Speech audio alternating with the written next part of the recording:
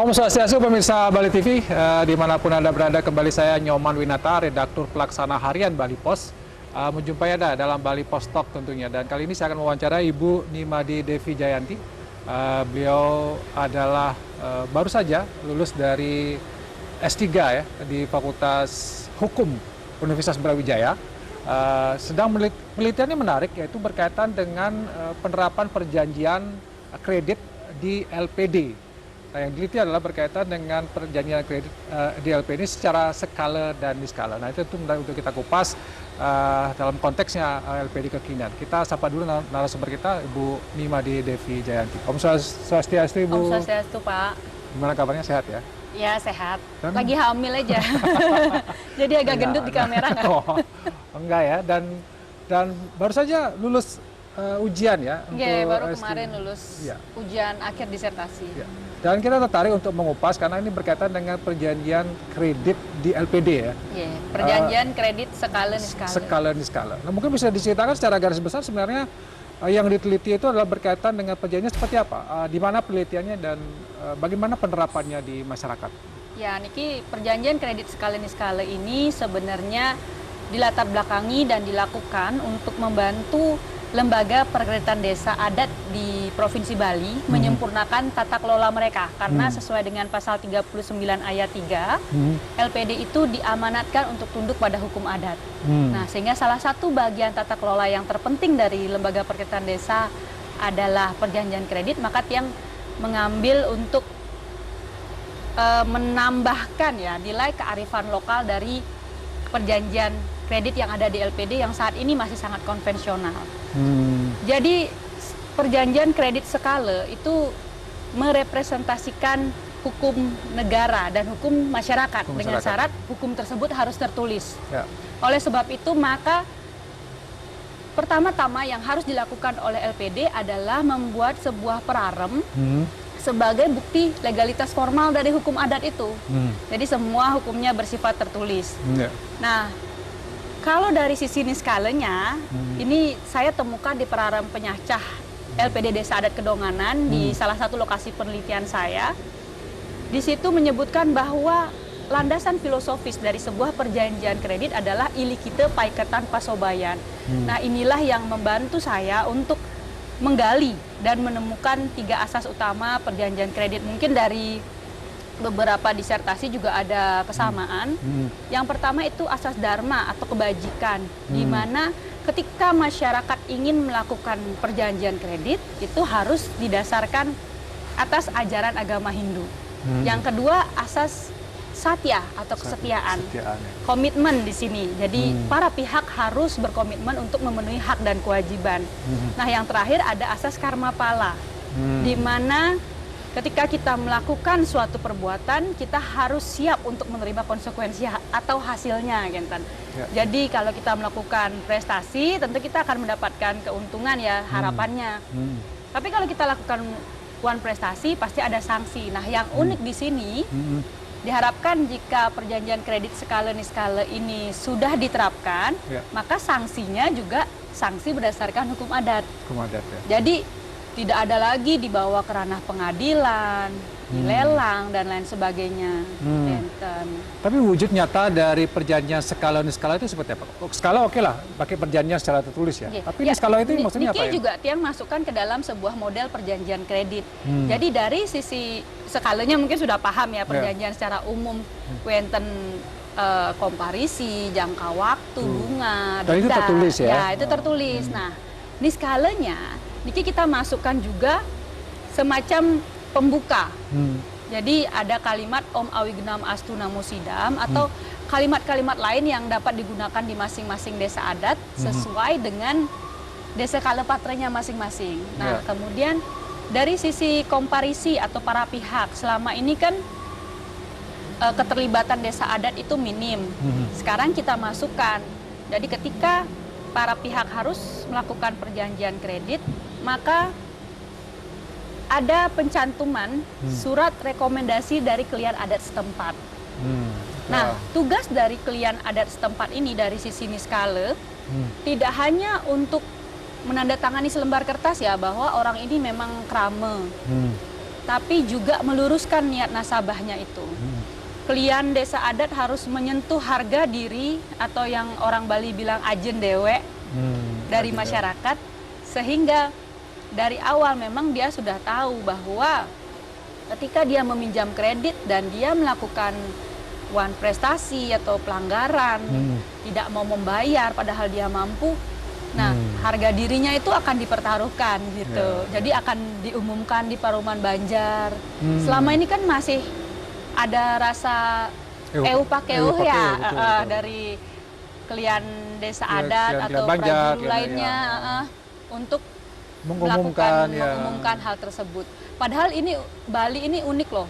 Di Cina ini dilakukan. Jadi masyarakat yang menunggak pembayaran kredit itu dipajang di layar bioskop sebanyak 30 kali. Jadi kalau kita sebelum nonton kita lihat bisa muka kita belum bayar.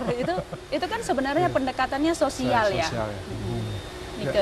Itu sebenarnya bisa diterapkan di Bali ya, bisa disobiahkan, mungkin disobiahan di Parum Banjar, dan itu sebenarnya nggak masalah karena itu kan bagian dari kewajibannya harus dibayar ya, keterlibatan desa adat untuk membantu memajukan LPD.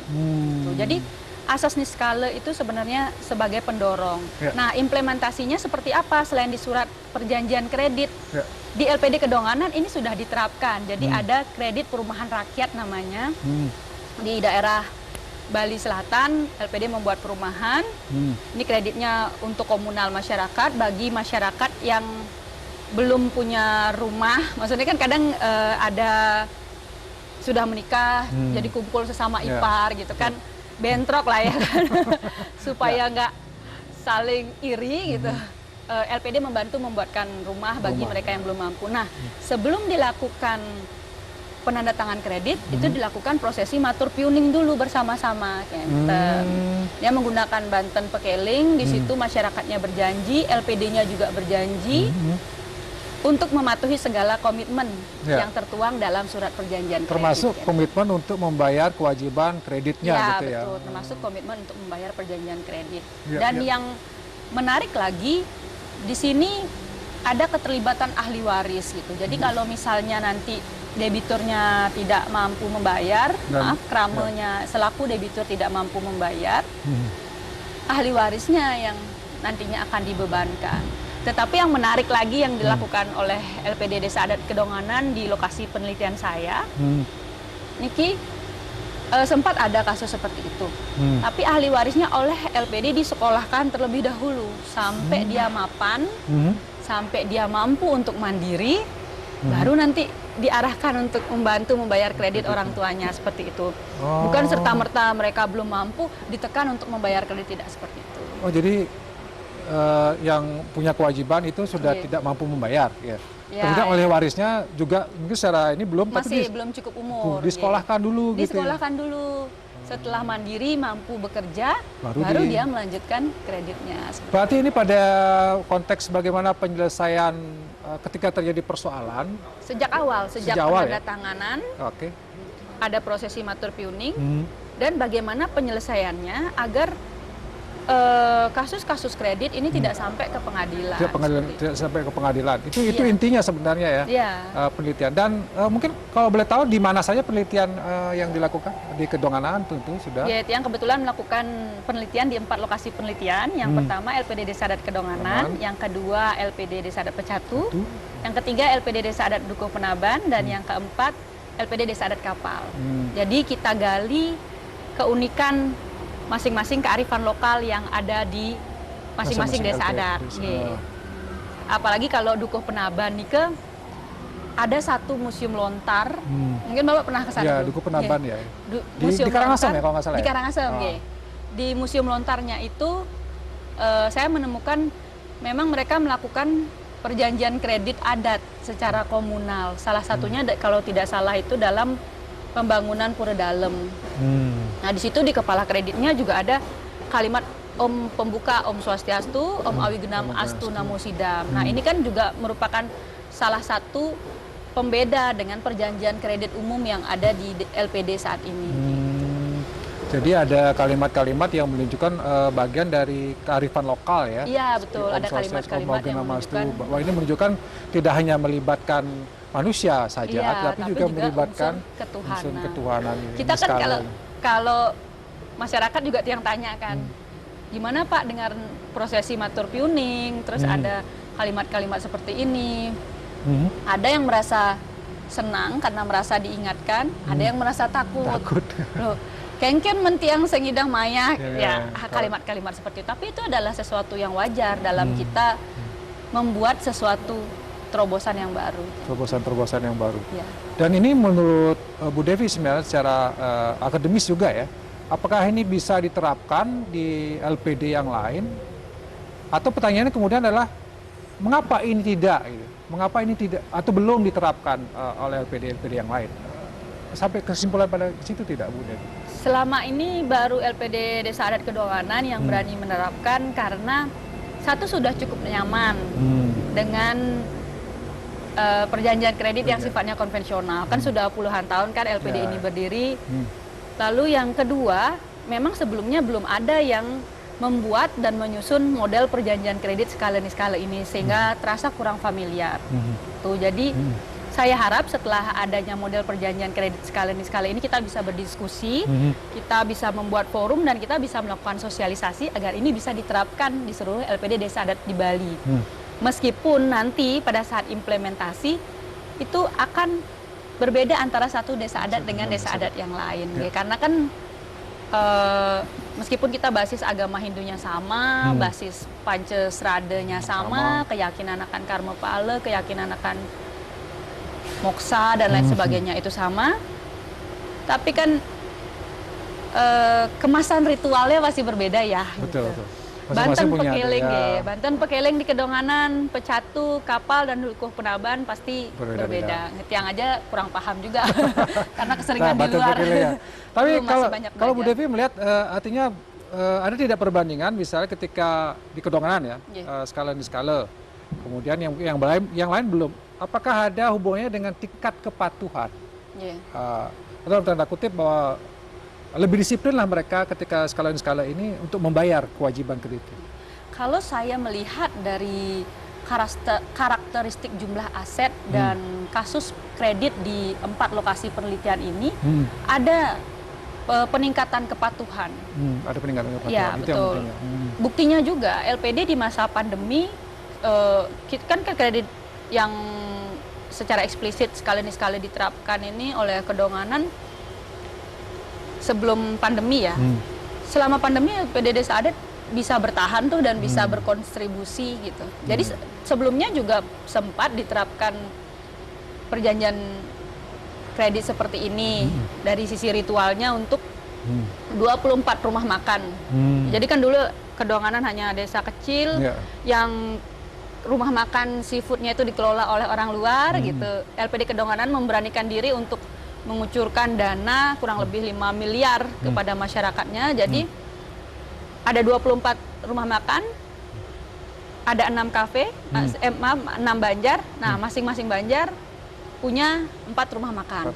Dan progresnya dari tahun 2008 sampai 2022 sekarang tetap bertahan, bahkan Kedonganan mampu menjadi sentra kuliner. Nah, inilah yang mungkin patut dicontoh oleh LPD-LPD lain.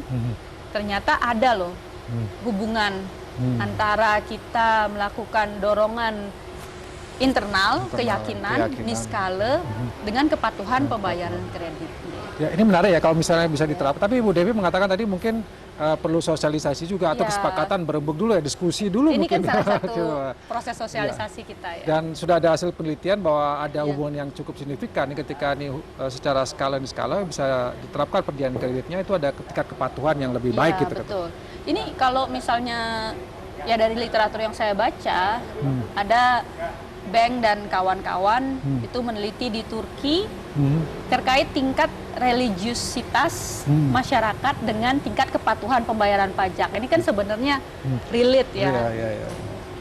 Tingkat kepatuhan ekonomi. Kalau ini bisa diterapkan, saya yakin kok orang Bali yang masih percaya terutama akan karma pala itu akan lebih bijak dalam melakukan setiap perjanjian tidak semata-mata untuk tujuan konsumtif, sehingga tingkat kepatuhan kredit juga akan meningkat. Baik.